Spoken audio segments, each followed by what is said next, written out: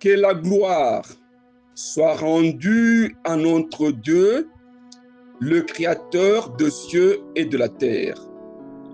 Très chers frères et sœurs, membres des églises, ce matin, nous avons l'honneur de glorifier notre Dieu à travers un thème intitulé « Les cinquantenaires de l'EUJC ». Jubilé, jubilé, jubilé, 50 ans d'existence de l'Église universelle de Jésus-Christ. Un parcours triomphal. L'Église a posé son fondement à Lubumbashi en 1976. En 2026, nous totalisons 50 ans de vie spirituelle.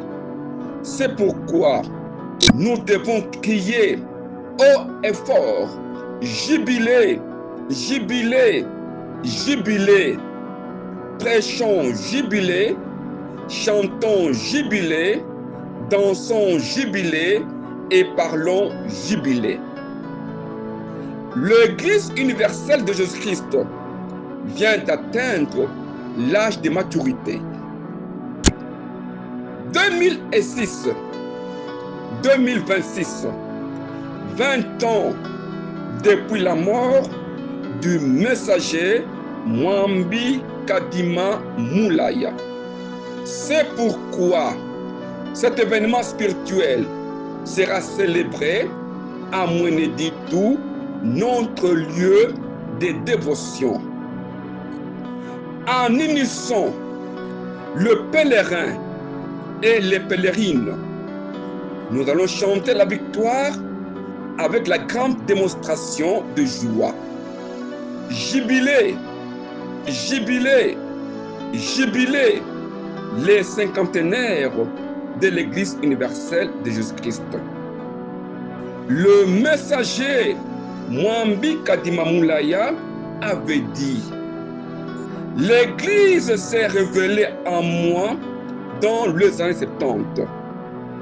Je suis l'un des témoins de cette Église comme apôtre.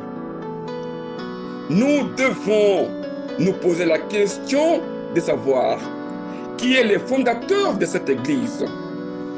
Nous célébrons les 50 ans à partir d'un commencement qui est un début, qui est un point de repère, l'année 1976.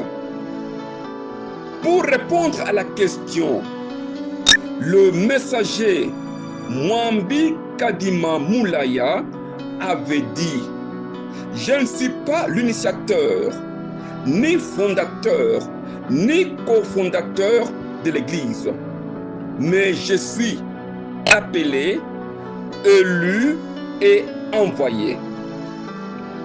Le messager de son vivant, il avait refusé les attributs personnels de l'Église. Il n'avait jamais dit mon Église, comme si l'Église était son bien propre.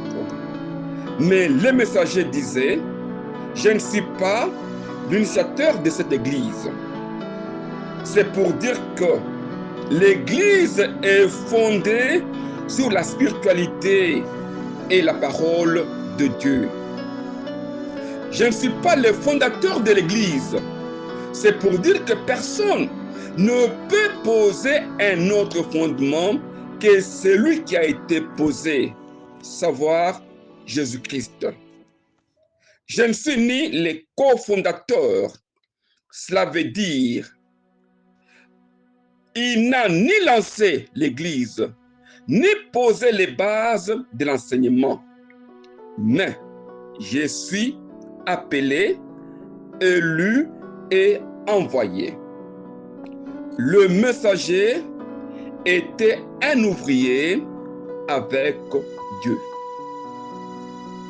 Le messager Mwambi Kadima Moulaya avait dit: cette église est primitive, authentique et identique. 1. Une église primitive, cela veut dire fondée sur la communauté fraternelle, se réunir, partager nos biens et prendre les repas ensemble. 2. Une église authentique, cela veut dire la parole de Dieu est au centre et pas l'homme. Une église qui ressemble à ce qui est Jésus et les apôtres. Comme l'apôtre Paul l'avait dit: car je n'ai pas eu la pensée de savoir parmi vous autre chose que Jésus-Christ. Et enfin 3, une église identique. Cela veut dire une église qui reproduit exactement le même doctrine, même esprit, même parole, même enseignement, même amour partout dans l'église. C'est pourquoi le messager avait dit: l'église du Christ restera un et indivisible. Le messager Mwambi Kadima Moulaya avait dit: nous sommes une église répudiée et refutée par le monde. 1. Une église répudiée, cela veut dire une église désolidarisée des autres églises par ses enseignements. 2. Une église refutée, cela veut dire une église qui contredit et démontre avec des arguments bibliques les faux enseignements. Une église qui argumente et prouve par la Bible pour ramener l'homme à la vérité. Une église qui démontre que Jésus est le Christ. Le messager Mwambi Kadima Moulaya avait dit: l'existence de cette église a été douteuse par les uns et par les autres. Mais on reconnaît l'arbre par ses fruits. Papa Kadi avait dit: l'épanouissement de cette église nous réconforte, nous a édifiés et nous a affermis. 3 verbes utilisés pour démontrer l'expansion de l'église. 1. Réconforter. 2. Édifier. Et 3. Affermir. Le messager a laissé une église stable et difficile à écrouler. C'est pourquoi nous devons chanter, jubiler, jubiler, jubiler le 50e anniversaire de l'église de Jésus-Christ. Papa et maman de notre église, je vais aborder maintenant le vrai problème de notre sujet. Le messager Mwambi Kadima Moulaya avait dit: il y a de ce genre de gens qui veulent détourner l'église. Au moment où nous préparons notre cinquantenaire, plusieurs théoriciens des Écritures veulent créer la confusion, les découragements et la panique au sein de notre Église. Il y a de ce genre de gens qui veulent détourner l'Église. Le messager Mwambi Kadima Moulaya avait déclaré ceci.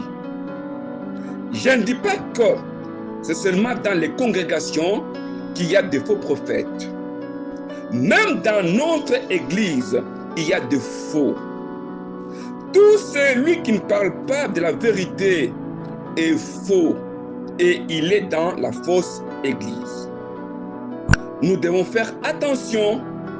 Il y a plusieurs fausses églisettes qui sont dans l'église universelle de Jésus-Christ avec une mission spécifique pour contredire tout et semer la confusion sans finalité. Nous devons décortiquer toutes ces confusions afin que l'on puisse célébrer notre jubilé. La première confusion, les gens disent que la cérémonie des cinquantenaires est charnelle. Nous devons lire le passage pour démontrer ça. Ces gens, les ennemis de l'Église, aujourd'hui, le bruit qu'ils font sur les réseaux sociaux, partout, c'est pour dire que la cérémonie des cinquantenaires est charnelle.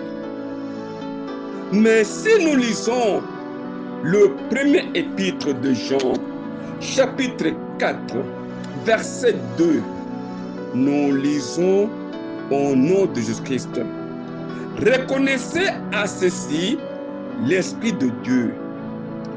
Tout esprit qui se déclare publiquement pour Jésus-Christ venu en chair est de Dieu.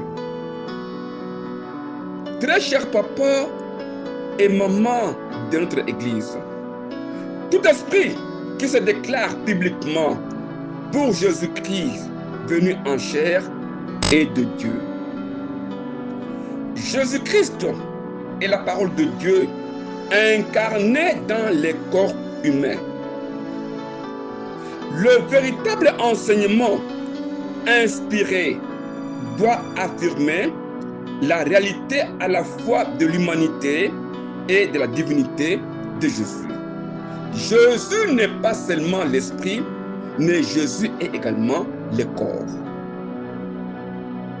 Car même le Saint-Esprit descend dans le corps humain. Mais le faux enseignant, le faux prophète, les combattants de notre Église tordent la vérité et nient la véritable doctrine. Très cher papa et maman de notre Église, pourquoi nous célébrons nos cultes les dimanches? Car si nous refusons à reconnaître le cinquantenaire, pourquoi nous célébrons nos cultes les dimanches? Car on sait que le calendrier que nous utilisons a été introduit par Jules César en l'an 46 avant Jésus-Christ. Et les jours de la semaine sont les noms de cet astre errant. Si le cinquantenaire de l'Église universelle de Jésus-Christ est charnel, même aussi dimanche est charnel, car dimanche n'est pas dans la Bible. Mais pourquoi est-ce que nous prions Dieu dimanche? Il y a des questions que l'on peut se poser, car Jésus est venu en chair. Posons-nous des questions. Une deuxième question. Pourquoi nous lisons les chapitres et les versets dans la Bible? Car nous connaissons que le découpage de la Bible en chapitres et versets a été réalisé par le cardinal Étienne Langton, qui a divisé en chapitres l'Ancien Testament et le Nouveau Testament en l'an 1226 pour faciliter la lecture liturgique. Mais nous acceptons que dans la Bible, il y a des versets. Il y a même ceux-là qui pensent que les versets et les chapitres sont inspirés. Or, c'est faux. C'est l'œuvre du cardinal Étienne Langton. qui a subdivisé la Bible en chapitres et versets. Mais pourquoi est-ce que nous reconnaissons ça? Parce que nous sommes trop spirituels. Est-ce que l'esprit, nous devons tout démontrer en esprit? Commençons d'abord par refuser les chapitres et les versets qui sont dans la Bible. Pourquoi nous ne refusons pas les chapitres et les versets de la Bible qui sont charnels? Même encore, les titres des chapitres ne sont pas inspirés. Ce sont les auteurs de la Bible qui mettent les chiffres, les titres des chapitres. Mais pourquoi est-ce que nous reconnaissons ça? C'est toujours dans la Bible. Et quant à la fête des cinquantenaires, là, nous devons critiquer. Commençons d'abord par critiquer la Bible elle-même pour voir que est-ce que dans la Bible ici, il n'y a pas le charnel. Très chers papa et maman de notre Église, avant de prêcher la Bible, il faut connaître l'histoire de la Bible. Avant de condamner toutes les cérémonies, les manifestations qui font l'honneur et la visibilité de notre Église à partir des Écritures de la Bible, vous devez bien connaître l'histoire de la Bible. Le messager Mwambi Kadima Moulaya avait dit ceci: tout ce que tu dis, c'est biblique? Oui. Si c'est biblique, c'est parce que tu les as lus dans la Bible. Est-ce que c'est spirituel? C'est en ce moment que nous découvrons les faux enseignants dans notre Église. Renier l'histoire de l'Église, c'est perdre son identité et c'est dangereux. Nous devons crier haut et fort: jubiler, jubiler, jubiler les cinquantenaires de l'Église universelle de Jésus-Christ. Nous évoluons avec les confusions. Il y a un groupe aussi de gens dans l'Église qui disent que les invitations illicites non conformes aux Écritures. D'accord, comme c'est non conforme aux Écritures, nous revenons dans les Écritures. Si nous lisons l'évangile de Luc, chapitre 14, verset 12 jusqu'à 13, nous lisons au nom de Jésus-Christ. Il dit aussi à celui qui l'avait invité: lorsque tu donnes à dîner ou à souper, n'invitez pas tes amis, ni tes frères, ni tes parents, ni tes voisins riches, de peur qu'ils ne t'invitent à leur tour et qu'on te rende l'appareil. Mais lorsque tu donnes un festin, invitez les pauvres, des extropiés, des boiteux et des aveugles.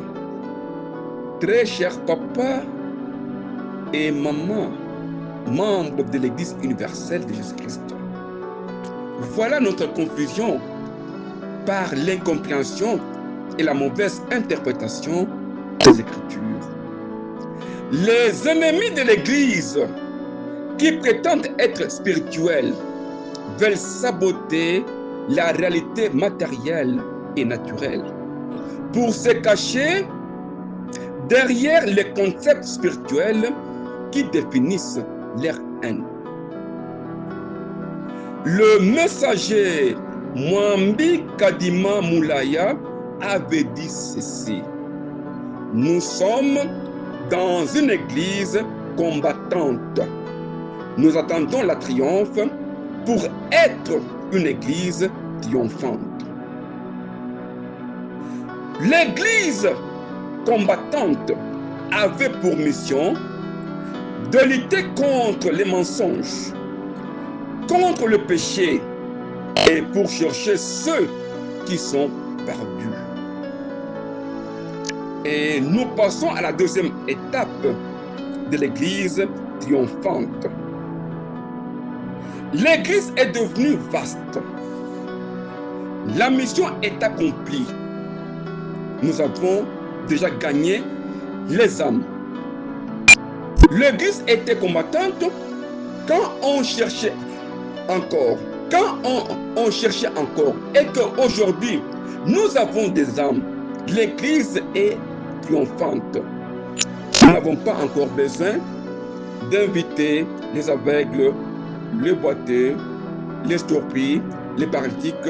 Nous avons besoin des hommes responsables pour l'honneur et pour la triomphe de notre Église. La troisième confusion, pour toujours, les gens qui veulent saboter la cérémonie du cinquantenaire. Ils disent quoi? Les cinquantenaires est une fête de libération. Mais qu'est-ce que vous allez vous libérer? Nous revenons dans les Écritures.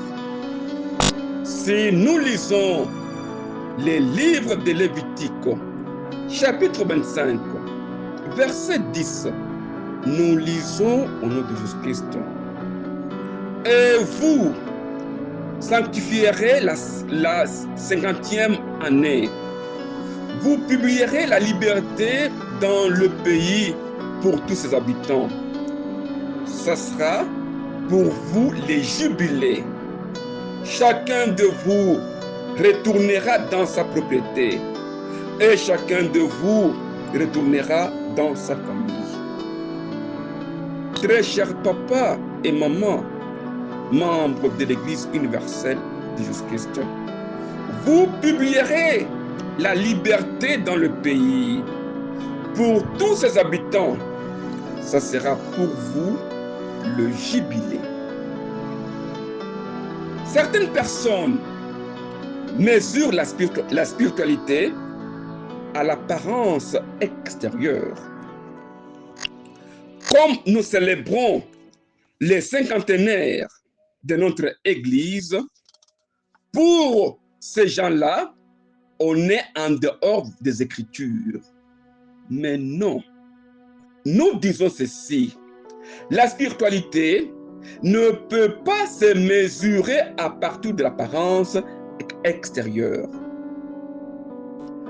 Nous cherchons à brandir le passage biblique pour tenter à expliquer la spiritualité. Non, non, ça c'est être hypocrite religieux. Et Dieu déteste l'hypocrisie religieuse. Pour nous, les cinquantenaires est un symbole puissant de la restauration et de nouveaux départs de notre Église. Nous voulons atteindre l'étape de l'Église entreprise. Tout celui qui ne parle pas de la vérité est faux et il est dans la fausse Église.